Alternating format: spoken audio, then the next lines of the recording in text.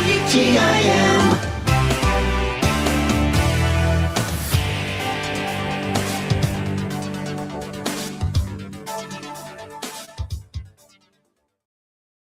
You're listening to WTIM, your information station. Time now for your expanded local news. I'm Reed Kamai.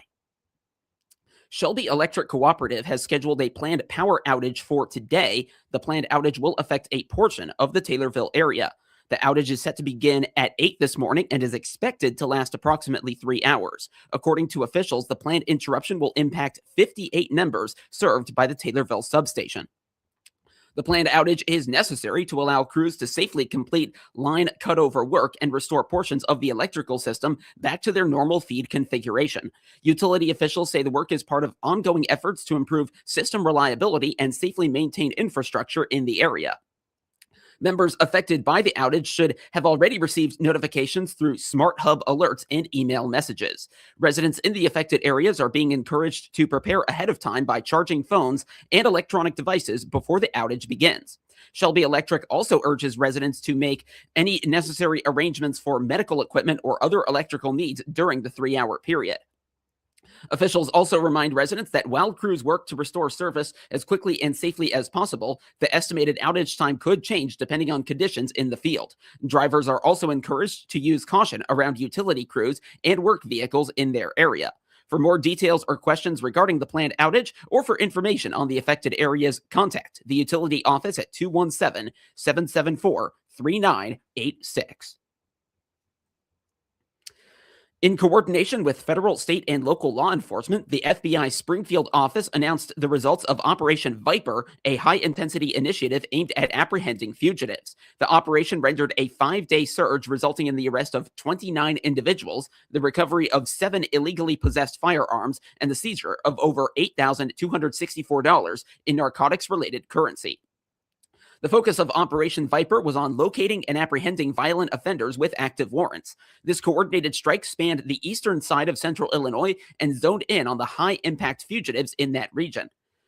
The primary objective was the removal of those who are ramping up violent crime rates. Notable results of this operation include not only the 29 arrests, but also the seizure of 4,195.4 grams of marijuana, 781.1 grams of unidentified pills, 50 grams of cocaine, and 234.2 grams of methamphetamine. The operation also seized 5 illegally possessed handguns and 2 assault rifles. According to Ryan Presley, the lead special agent at the FBI's Springfield field office, the success of Operation Viper highlights the seamless integration of federal, state, and local law enforcement. Additionally, according to Presley, no single agency can combat violent crime alone. However, by pooling various resources and assets, immediate threats to the public can be effectively eliminated. Decatur Chief of Police Brad Allen said that he is proud of the work that their officers and partnering agencies did to take 29 separate offenders off the streets and into custody, while also removing large quantities of narcotics and weapons from the hands of dangerous criminals. Operation Viper was led by the FBI Springfield office with assistance from the United States Marshals Service, the Decatur Police Department, and Kankakee County Sheriff's Office. The United States Marshals Service Great Lakes Regional Fugitive Task Force is a multi-agency task force with divisions in Illinois, Indiana, and Wisconsin. The Central District of Illinois has task force locations in Springfield, Peoria, and Urbana. For more details on the United States Marshals Service, visit usmarshals.gov.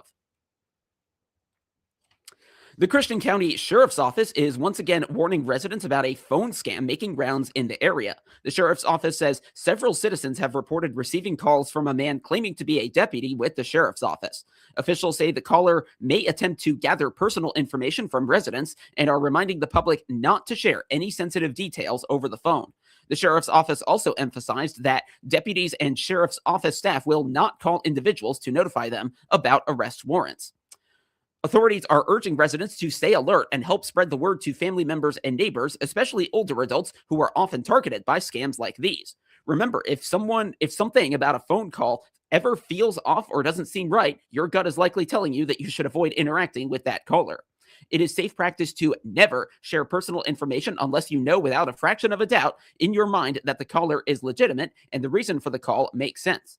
Anyone who receives a suspicious call and wants to verify whether it is legitimate is encouraged to contact the Christian County Sheriff's Office directly. at 217-824-4961 before providing any information. State Senator Doris Turner helped secure nearly $200,000 for upgrades and improvements at Lake Springfield Center Park. The funding will help pay for a new public boat dock and canoe launch, along with several infrastructure improvements at the park. Turner said the investment will help bring new life to the community while creating more opportunities for residents to enjoy Lake Springfield. She added that projects like this help build a stronger foundation for the community. The Illinois Department of Natural Resources awarded 4 grants totaling nearly $670,000 through the Illinois Boat Access Area Redevelopment Program. The grants are designed to help local governments create and improve boat and canoe access areas on lakes and rivers across Illinois. The Lake Springfield Center Park project will include construction of a walking path connecting the parking lot to the new dock, installation of a motorboat dock and canoe launch with 12 boat slips, parking lot improvements aimed at accessibility and safety, and additional trailer parking. State Representative Wayne Rosenthal took time Tuesday afternoon on the floor of the Illinois House of Representatives to honor what he described as an extraordinary group of student athletes from Central Illinois, the Morrisonville-Lincolnwood Junior High girls 7th grade volleyball team. The young ladies took the 2026 IESA Class 2A state championship. The team accomplished something truly remarkable. The Lady Lancers finished the season with a perfect 29-0 record and incredibly did not lose a single set all season, winning 58 consecutive sets on their way to a state championship. Even more impressive, many of these young ladies, as 6th graders last year, were members of last year's team that also captured the 2025 7th grade state championship, as I said, as 6th graders, making this back-to-back state title a true run, a testament to their hard work, dedication, and teamwork. Rosenthal said their accomplishments not only reflect their athletic excellence, but also discipline, sportsmanship, perseverance, and pride in their school community. Congratulations to the Lancers. Strasburg residents are already beginning to see the signs of Memorial Day as members of the Strasburg American Legion Auxiliary Liberty Unit number 289 spent Saturday afternoon honoring local veterans. Even with the weather not being favorable, there were still 10 American Legion Auxiliary members from Strasburg who traveled to several area cemeteries on May 17th, which was Sunday, to place American flags on the graves of veterans ahead of the Memorial Day holiday. In total, 227 flags were carefully placed throughout the community to recognize and remember those who served our country. The Strasburg American Legion Auxiliary traditionally places the flags 1 week before Memorial Day. Organizers say the early placement allows family members and visitors time to see the flags decorating the graves of their loved ones before the holiday weekend officially begins.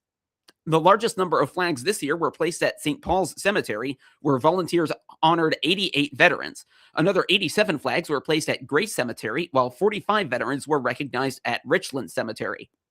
4 flags were placed at Wade Cemetery, and 2 additional flags will also be placed at Lookout Cemetery.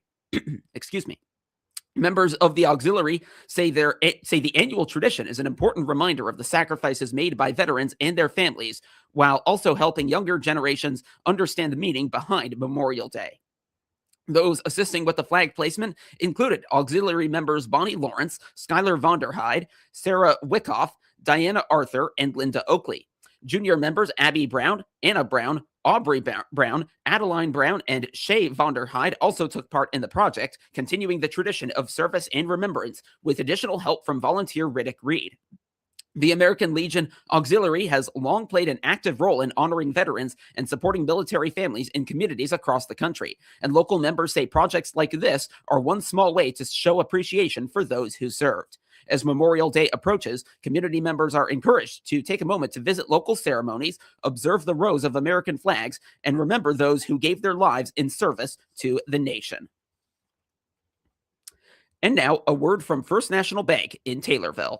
At First National Bank in Taylorville, just west of the square, we've spent 70 years being your local bank. The bank where relationships matter, because we've been part of this community for generations. I'm President Jared Beckham. Life moves fast. Families grow, businesses change, even banks come and go. But one thing stays the same. First National Bank in Taylorville has been here for you and will be here for the next generation too. Serving Taylorville for 70 years, First National Bank in Taylorville, first every time, member FDIC. A babysitting safety course is returning to the area next month, giving local preteens and teens the chance to build confidence and learn life-saving skills before taking on babysitting responsibilities. The Safe Sitter course will take place on Friday, June 5th from 9 in the morning till 2:30 in the afternoon and will be held in the community room at Jacksonville Memorial Hospital at 1600 Walnut Street in Jacksonville. The program is designed for students aged 11 to 15 and focuses on helping young babysitters become more responsible, prepared, and confident while caring for children.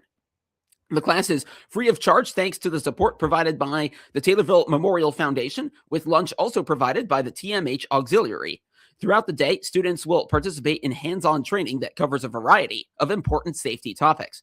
Participants will learn life-saving techniques for choking emergencies and will practice skills using training mannequins during interactive sessions. Students will also receive a workbook to take home as part of the course materials.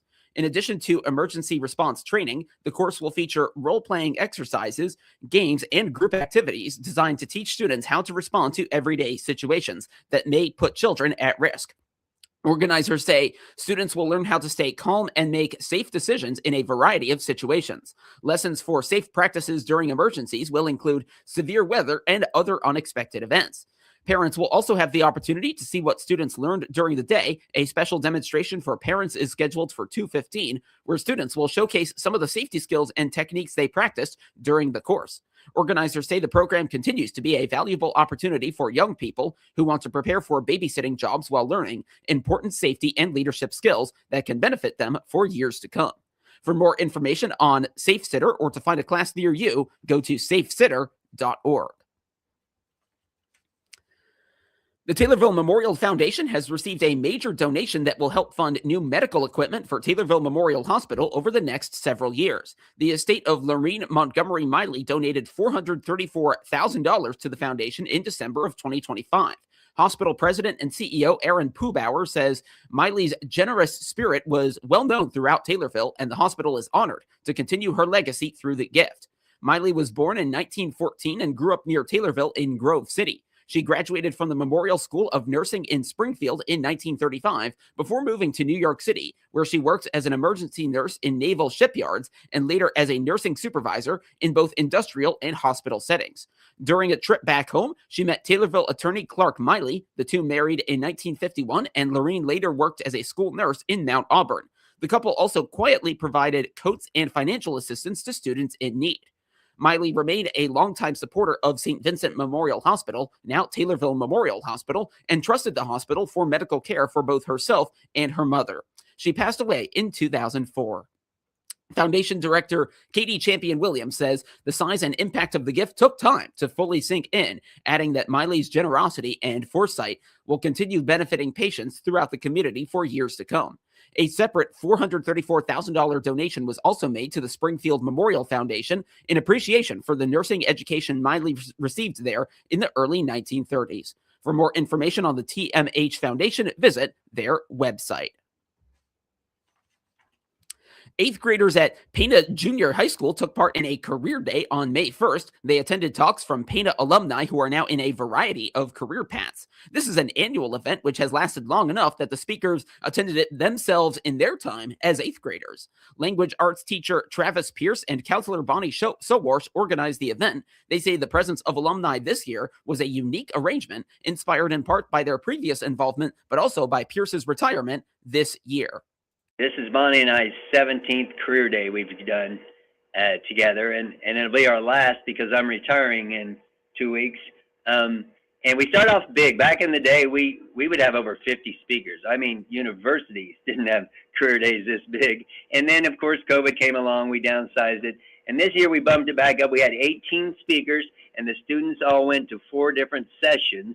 And as Bonnie mentioned to you earlier, this one was special too because it's an alumni version. Every speaker we had was someone who came to Career Day as an 8th grader themselves, which means the great majority of them are in their 20s. and they volunteered their time. They took off work in many instances, many during their busiest seasons, and to come in and give back to our 8th graders. More information on Pana Junior High School is available at panaschools.com. Travis Pierce and Bonnie Sowarsh appeared as guests on the WTIM Pana Morning Show. Well, staying at Pana Junior High School, a group of students can now say they have run a 5K. They completed the run on Wednesday of last week as a culmination of an elective course. The primary goal for students was to complete the run, but also to learn running techniques and improve their nutrition, sleeping habits, and softer skills like endurance and perseverance. Ashley Keeling, a science teacher at PJHS, teaches the course. She says the course transforms students who start out lacking belief in their ability to run a 5K into ones who go on to do exactly that. So I have a lot of students who are like, I can't run, I can't do this.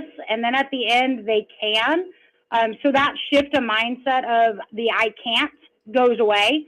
And then they can realize that they can do anything. It's not just about running, it's about life in general. And if they can run a 5K in junior high, they can do anything in life. And so that's the biggest shift mentally for a lot of our kids, is realizing they can do the hard things. And it just takes a little perseverance and pushing themselves a little bit more, and they're able to do that. And I have a lot of kids who are, like I said, aren't runners. And at the end, they're like, oh, I can go out for a run and I'm not going to be sore or winded because they've trained for it. So that's one of the biggest joys I see, is those kids being able to finish at the end when they thought they couldn't. The race finishes on the running track at the football stadium. Elementary school students, along with parents and other community members, are set up either at the stadium or at other points on the route to cheer on the runners. Keeling says the community support helps the runners, but also helps initiatives like this continue to operate.